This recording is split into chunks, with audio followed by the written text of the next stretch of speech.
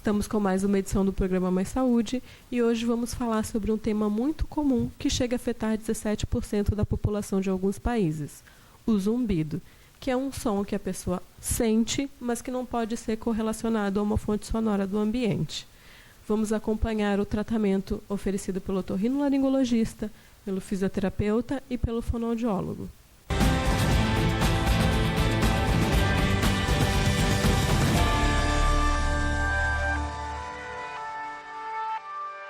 Confira a entrevista com o Dr. Eduardo Anhes, médico otorrinolaringologista, sobre as opções de tratamento e avaliação do zumbido. Então, Dr. Eduardo, a gente sabe que o médico otorrinolaringologista é quem coordena o tratamento do zumbido. Então, quando chega o paciente, o que a gente investiga? Então, assim, a avaliação do paciente com zumbido, ela é global, né? Ela exige uma avaliação tanto da parte auditiva, como algumas alterações metabólicas e outras doenças relacionadas que podem repercutir como zumbido. A gente não deve ficar restrito só à avaliação auditiva e do ouvido, mas ver outras causas também sistêmicas através de outros exames não audiológicos. Tem zumbidos normais e zumbidos patológicos? Assim, o zumbido ele pode ter causas tanto objetivas, que são sons que as outras pessoas conseguem ouvir, que são a minoria dos casos, e são necessariamente por algumas alterações ou variações anatômicas do paciente, e tem alguns zumbidos resultantes de causas otológicas, perdas auditivas, doenças, ou sistêmicas, como diabetes, problemas circulatórios, problemas hormonais. Então, todos eles devem ser vistos como algo patológico, né? E devem ser tratados. Alguns casos podem ser consequência de uma evolução degenerativa da audição, né? Esses casos não deixam de merecer atenção e tratamento, mas são uma evolução, um envelhecimento do ouvido, uma consequência não de uma doença, mas de uma degeneração da audição. Doutor Eduardo, quando é o momento de procurar? Então, sempre que o paciente sentir um zumbido, ele tem que procurar um médico otorrinolaringologista? Não, algumas situações o zumbido pode ser circunstancial. Por exemplo, o paciente vai numa festa onde o som é muito intenso. Aquele paciente tende o zumbido a sumir logo em seguida. Então, nessas situações, não necessariamente precisa o otorrino ou avaliação profissional. Mas o zumbido persistente, né, ou sem uma causa aparente e reversível, ele deve procurar o profissional para avaliação. E não pode deixar ficar instalado. Então, quem tem alguma perda auditiva, está sentindo uma dificuldade de audição, mesmo que seja pouquinha, de quanto em quanto tempo tem que fazer uma prevenção no médico otorrinolaringologista? Assim, o paciente que tem o zumbido, ele tem que procurar avaliação, porque ele tem inúmeras causas distintas, algumas muito simples e reversíveis facilmente, como um simples rolha de cera, né? E algumas causas não tão simples, e só vamos saber qual é a causa se fizer uma avaliação adequada e completa, né? Então sempre tem que avaliar, uma vez estabelecido o diagnóstico, se for reversível a causa, a gente reverte, o paciente está curado, ele não precisa necessariamente ter um acompanhamento sistemático. Se é uma causa que a gente não reverte, mas consegue amenizá-la, a gente tem que ir acompanhando periodicamente, pelo menos uma vez ao ano. E doutor, é comum algumas pessoas relatarem alterações de equilíbrio junto com o zumbido. Por que acontece isso? Porque assim, a parte que corresponde ao zumbido faz parte do ouvido, assim como a parte do labirinto, que é o equilíbrio. Então, algumas patologias de ouvido, elas não estão restritas à parte auditiva do ouvido, mas à parte vestibular, que é a parte do equilíbrio. Algumas doenças são só do equilíbrio, outras só da audição e algumas são concomitantes, né? E nesses casos, o remédio resolve? Assim, tem alguns estudos com vários remédios distintos, assim, em algumas situações particulares se usa, embora as evidências científicas assim não são muito fortes para todos os casos. Então não dá para se considerar que o remédio vai resolver para todos os casos. Em algumas situações ele pode colaborar e ser mais um fator no tratamento do zumbido, mas dificilmente um exclusivo fator, assim. E a gente vê, doutor, que tem vários pacientes que tomam remédio por conta. Eu ouvi que a minha vizinha tomou, melhorou o zumbido dela, me passou, comprei na farmácia, estou tomando há 1, 2, 3 anos. Que tipo de perigo pode ter na automedicação? É que a pessoa não está tratando a causa, né? O zumbido não é a doença por si só, ele é resultado de alguma alteração. A alteração da vizinha que levou ao mesmo sintoma que o paciente está tendo pode não ser a causa igual. Então, usar o mesmo tratamento pressupondo que todo zumbido tem a mesma causa e para isso o mesmo remédio é um equívoco, né? Então, a pessoa pode estar adiando um diagnóstico de um outro problema diferente do da vizinha, no caso. E doutor, o que tem a ver o pescoço com o ouvido? Muitos pacientes perguntam. O que a alteração de cervical pode dar alteração, ter zumbido? Assim, algumas alterações osteomusculares, né, contraturas, não só do pescoço, mas também problemas da articulação, por exemplo, temporomandibular, que o pessoal chama de carrinho, né, eles podem levar a repercussões no ouvido, e uma delas é o zumbido, né? Então, contraturas, problemas posturais podem levar como manifestação o zumbido. O zumbido é sempre um sintoma, ele não é a causa do problema. Isso, o zumbido ele não é a doença em si, ele é a manifestação de algum problema que pode ter várias causas distintas, assim, não sempre é o mesmo, né? O ideal, então, é sempre vir no médico, otorrinolaringologista, ele que vai fazer essa avaliação global, que, como o senhor disse, não envolve só a audição, envolve várias outras partes do corpo, porque o zumbido é um sintoma, não é a doença, né? E o que para o pessoal de casa o senhor daria de dica? Tem como prevenir o zumbido? Em algumas situações dá para prevenir, né? A pessoa não tendo uma exposição sonora a níveis inadequados, que hoje se vê alguns adolescentes, algumas pessoas assim usando esses aparelhos de MP3 em intensidades demasiadamente altas, são coisas que podem levar a uma degeneração mais precoce da audição.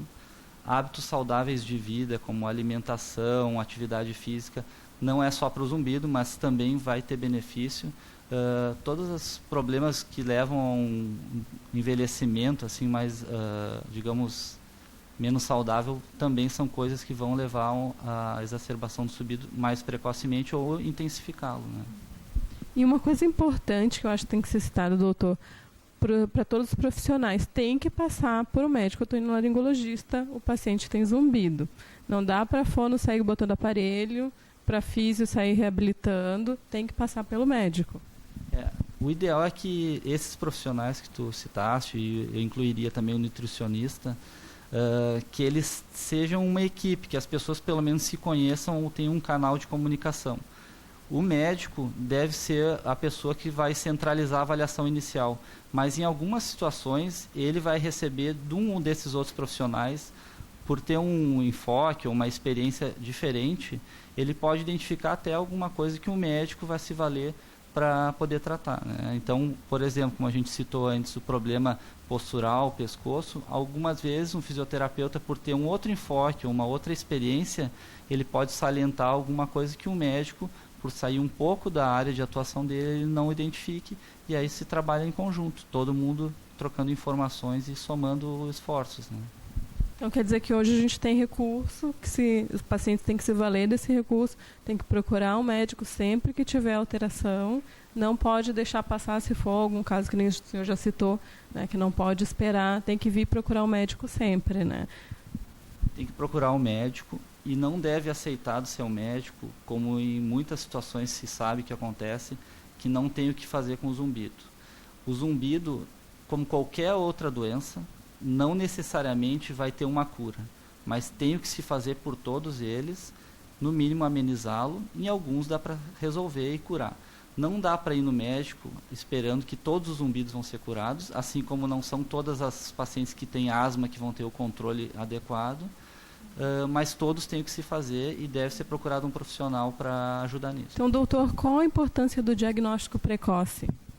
Assim, o paciente que procura o profissional no momento mais precoce, ele tem uma chance maior de ter resultados do que aquele paciente que tentou se adaptar sozinho, não procurou ajuda, porque o nosso cérebro tem alguns mecanismos que tentam se adaptar à presença do zumbido, assim como da perda auditiva, e ativa no cérebro algumas áreas que não seriam para essas funções.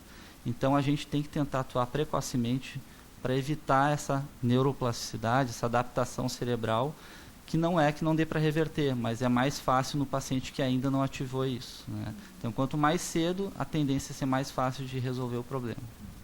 E muitos também até me perguntaram por que não se coloca muito aparelho auditivo. Eu entendo até que tem outras causas que a gente não pode sair botando, né? Tem resistência do paciente, mas as pessoas às vezes colocam sem ter ido no médico. E o que chega para nós também é isso, pacientes que não tiveram sucesso com a protetização. Então, para esses pacientes, o que o senhor daria de dica, do que procura, de como tem que ser o atendimento, como tem que ser essa protetização, e que o médico tem que ter a receita do aparelho escritinha? Bom, primeiro, a indicação do aparelho necessariamente tem que ser médica, porque alguns problemas, tanto de zumbido como perda auditiva, podem ter por trás uma causa reversível ou uma doença até mais grave, que tem que ser intervida por um médico. A simples presença da perda auditiva ou do zumbido não necessariamente já está indicado o aparelho ou uma reabilitação com prótese e tal. Ele tem que ser primeiro diagnosticado a causa. E aí sim reabilitar e sempre procurar um lugar que dê uma assistência pós-venda e não só que ofereça aparelhos e facilidades iniciais como exames gratuitos e tal, e que depois de comprado o aparelho não há um segmento, uma assistência. A pessoa vai precisar de tempo para adaptar o aparelho, não é como um óculos que a gente testa, coloca e está enxergando bem. Algumas situações que a pessoa vai se deparar no dia a dia vão demonstrar que o aparelho para aquelas situações não está tão ajustado e ela vai ter que voltar no local onde ela comprou para fazer o ajuste. Então precisa de um local que te preste assistência pós-venda também, né? É bem importante isso. Tem muitos pacientes, doutor Eduardo, que também têm uma ansiedade, assim, uma angústia por causa do zumbido, não conseguem se acostumar, mas também prestam demasiada atenção ao zumbido, né? Até alguns chegam a relatar que querem tentar o suicídio. A gente entende também que tem uma parte que é a culpa do zumbido, que está sempre aquele som incomodando, mas também tem o colocar um peso, atribuir um peso que o zumbido não tem. Nesses casos, o que o médico pode fazer pelo paciente? Bom, a gente tem que entender que essa preocupação com o zumbido, o zumbido como causa e efeito é um caminho de duas vias, né? A presença do zumbido gera alterações assim morfofuncionais no sistema nervoso, que se chama no sistema límbico, e que isso causa um aumento da ansiedade, das preocupações. Não é uma coisa voluntária do paciente. E essas alterações também fazem com que ele perceba mais o zumbido.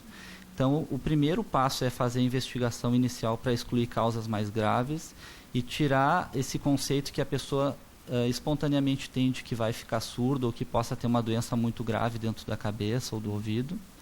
Tirando esse conceito, a gente pode fazer uma terapia de adaptação ao zumbido, e isso vai aos poucos, é um tratamento gradual, não é com uma pílula milagrosa, que a pessoa vai perdendo aquele mito de que tem uma doença grave ou que vai ficar surdo e vai se despreocupando. Mas essa preocupação não é gratuita e nem voluntária.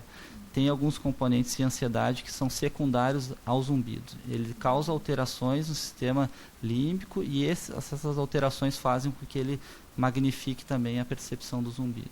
Então, o primeiro é quebrar essa ideia de que é uma doença grave e que possa ficar surdo e que não tem tratamento.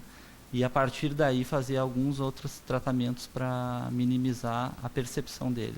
Pode chegar ao ponto de não percebê-lo. Não são todos os casos, mas alguns a gente consegue deixar de atrapalhar a qualidade de vida da pessoa.